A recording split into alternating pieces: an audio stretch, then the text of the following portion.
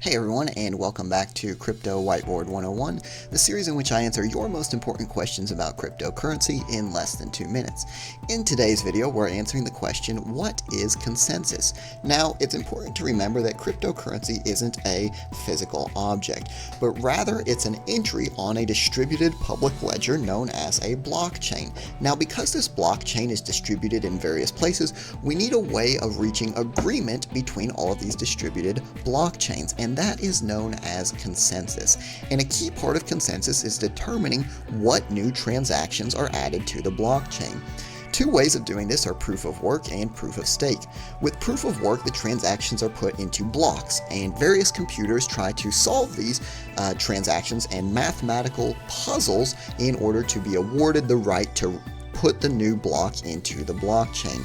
The more computing power you have, the more likely you are to receive the block reward.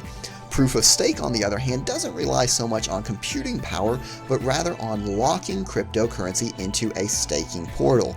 And the algorithm awards the new blocks based on the proportion of cryptocurrency that you have staked. So, someone that has staked 5% has about a 5% chance of receiving the new block reward. Now, as you can see, both of these require an investment. Investing in proof-of-work type systems requires more computing power and increases the probability of getting the reward based on your computing power, which obviously is a huge investment in hardware. Proof of stake, on the other hand, requires you to invest in the cryptocurrency itself and lock it into a staking portal.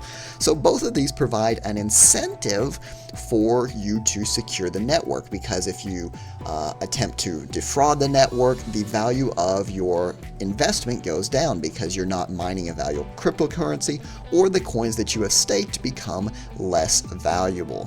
So, in summary, there are two main ways of determining how to add new blocks to the network. Proof of work relies on computing power, whereas proof of stake relies on investing cryptocurrency and locking it into a staking portal.